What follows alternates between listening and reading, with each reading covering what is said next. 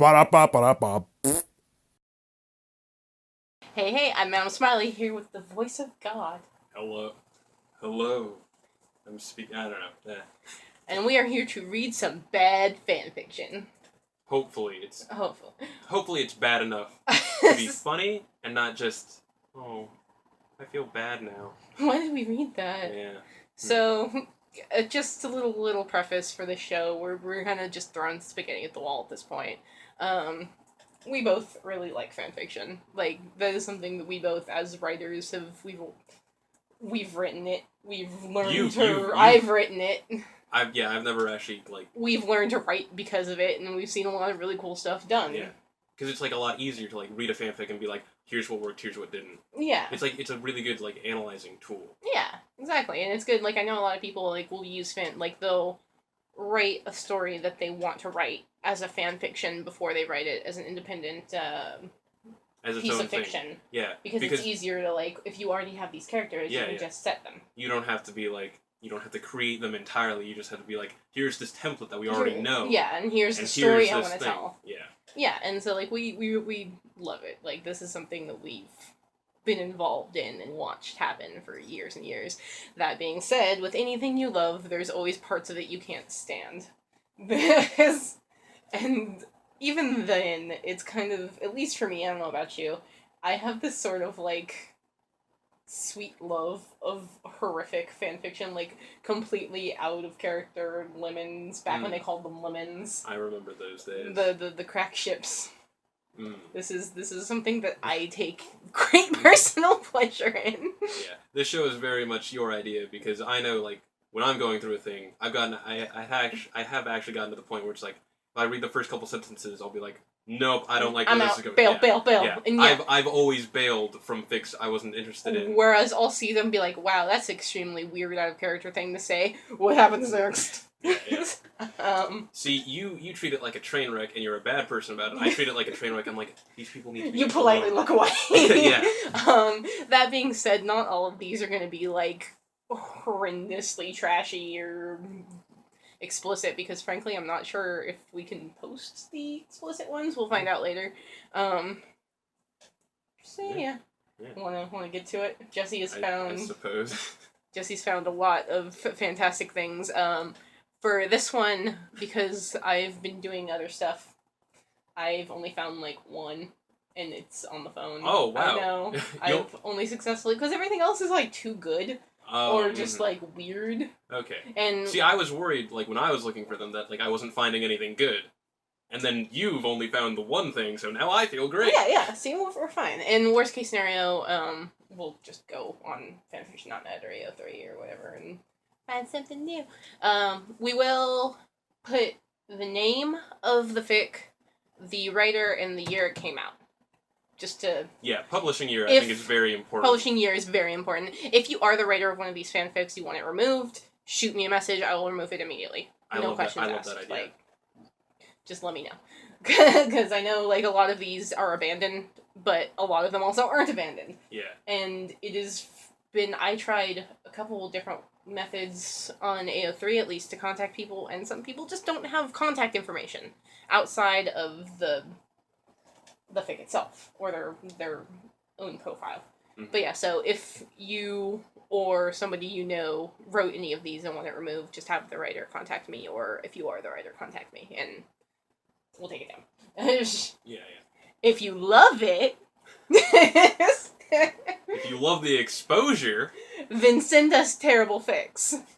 Okay, I think we're pretty much good. Let's get this party started. Okay. Jesse, introduce. This is called Grissom Comes After Green. This is a Con Air fanfiction. I've never actually even watched all of Con Air. So we need to watch that. I should. I feel like that's something I should. Yeah. It's like a rite of passage, I think, for Homestuck fans. and for people who love good cinema. Oh, yes, that too, of course. The summary is, 2 of the passengers on the Jailbird plane reunite in Vegas, but there's a surprise in store. September 1973.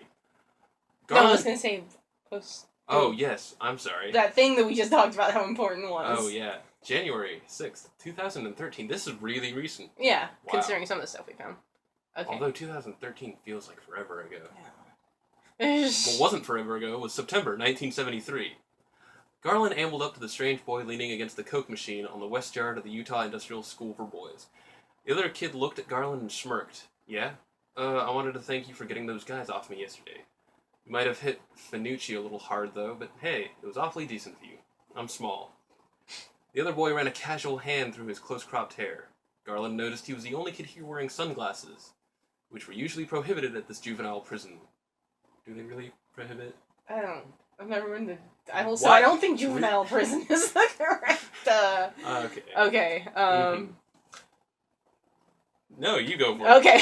I'm handing it off to you. You don't remember me, do you, Green? The boy pushed his shades up his forehead.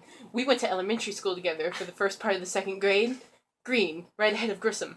Alphabetical order. Do you remember? Garland's memory of childhood is vague, but you left in the middle of the year, right? Something about the janitor dying? Grissom let the sunglasses drop to his eyes again. One of the counselors looked over at the two boys, and then looked away again. Grissom smiled. Yup, the janitor who touched my little sister and two of her friends. Jesus Christ! Didn't get fired for it. No one cares about white trash children, but our custodial boy was found in the boiler room with his throat cut, and the letter opener belonged to my mom. I guess I shouldn't have just dropped it afterwards. You went to jail for killing the janitor? Garland asked, incredulously. What were you, 7? We're 15 now. But Grissom looked like a very short old man, not 15 at all. Nah, they couldn't totally prove anything. But we had to transfer schools. But other people have grievously annoyed me. I have poor impulse control, the docs say. And since they found my stepdaddy in a wood chipper, I've been languishing here at Utah Industrial. Shame, isn't it? Alright. Alright. Garland was fairly bright, but was having a bit of trouble following Grissom's pattern, as I'm having trouble following this. However, as he stood by Grissom, everyone else seemed to be leaving the two of them alone. Someone told me that you're here for killing cats, Garland. It sure does seem like a hefty sentence, as this is maximum security juvie joint in the state. Garland grinned. Yeah, but one of those cats belonged to a Provo councilman's daughter. It's not like I didn't give the girl a nice throw rug back for her room. Cyrus Grissom threw back his head and laughed loudly. Ha ha ha ha ha ha ha! May 1997. Garland left Harrah's after his last roll. It was nightfall, and Garland would have been worried that all the police action outside, what with the prison plane having ruptured along the Las Vegas Strip, would create problems, as he was quite the wanted man. But Garland had followed a chubby blonde croupier? Croupier. Okay. Or was it a blackjack dealer? A broad in a tux, basically, into the ladies, and he'd come out wearing the skin of her face over his own. What is this? I don't know. See, what confuses me about this is, isn't he trying to not draw attention to himself? Yeah, no, but, actually, you know what, I take that back. Because if I saw a man walking down with a woman's face over his, I would look away. I'd leave him the hell alone. Yeah, okay, I'd never leave mind. him alone. Never mind. That's fine. He's got the right idea. Yeah. He was still in his own clothes, so he supposed he looked like a lesbian. How? What? Mm-hmm. Yeah, that's fine. Okay. And just after he turned on a more private avenue, he dropped her moldering epidermis down a sewer. Why? Why have it for so short a time? This seems like a waste of a face. I mean, was she using it really? Garland had $600 in his rectum when he boarded the prison plane, and he won a couple of roulette wheel turns. A basically honest man, Garland Green would never stoop to stealing. Now, you stole someone's face! Now, with about $1,500 in his pocket, Garland figured he had to find lodgings for the night. Could he risk his face being seen? I don't know, maybe you should have kept the woman's! What? Why'd you take it and then immediately abandon it? Steal a lady's face. Whatever, it's fine. It's normal. Like, you couldn't, get a hat. Or... No, see, that would be too much like that other Nicolas Cage movie where he's in Las Vegas. Oh my god. Next, he steals someone's hat. Okay, where were we? Okay. Suddenly there was a whisper from an alley. Garland, hey! Okay. Garland turned around and, sweet Jesus, there was Cyrus Grissom. Thought you died after the escape, Cy. Garland looked at Cyrus with amazement. Only the good die young, he thought. After he and Cyrus had reunited during the hijacking of the jailbird plane, they'd not said much to anyone else about the fact that they were old friends. Garland had been somewhat relieved when he'd heard that Cy had died, much as he owed him. Cyrus the Virus was a bit of a loose cannon. Hey, look, loose and cannon, both spelled right. That's actually impressive for any fanfiction. Yeah. Oh. But now he grinned inadvertently. What? How do you grin inadvertently? I don't know. It's an unrequited love thing, I bet. Mm-hmm. Okay. You'd expect Cy to be covered with blood and wearing the state's threads, but apparently Cy had come across some money, too. I mean, wouldn't he be covered with blood? He was wearing a face like 5 seconds ago. No, that was Garland. Oh, Garland was okay, the one with the face. Yeah. Cyrus. Sorry, I'm having figure that. I'm having a hard time following. Okay. Money too. Nice suit there, Cy. Garland admired it. Cy was resplendent in an Armani suit, with a bright blue tie that looked like one Garland had seen one summer when working at Rogers Pete while he'd been in mortuary school. This is an odd detail to have added into the middle of a statement. Cy pointed to a bloody leg in the alley. He was a degenerate gambler, and I thought I could give him a 10 spot. And then he tried to mug me. The guy was obviously a businessman, but too desperate for good sense. And of course, I was desperate too, right? Garland laughed and shook his head. Guess we all pay for our sins, no matter how poorly the sins are acted out, the poor bastard. I'm passing off to you. Yeah. Oh, we're Yeah, we're almost done.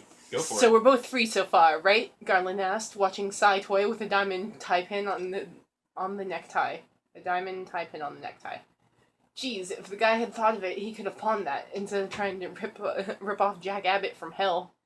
Yeah, they might have got me, but no go. I'm a little annoyed that Sunita's plan didn't work out for us. It would have been nice to be on a tropical island, but I guess I counted my pina coladas a little early. Garland snorted. You'd have gotten bored, Cy. Don't tell me the reason you're a mass murderer, even why I am, has anything to do with getting lots of money and chicks. We'd have come back to raise a little Cain here, don't you think?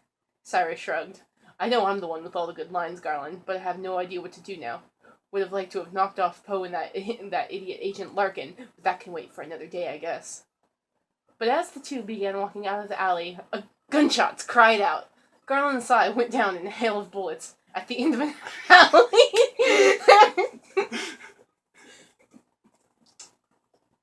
At the end of the alley, little Casey Poe handed the Glock back to her mother, who said to Daddy Cameron, "Isn't that great? She's been skeet shooting since she was 3. Damn it. Okay. I feel like my review in the email I sent you was spot on. You win this one. Yeah. You win this one. It's only okay until the end. Then it's perfect. Okay. This has been episode 1 of Bad Fanfiction with Madam Smiley. Billy Goat of Doom! Bye!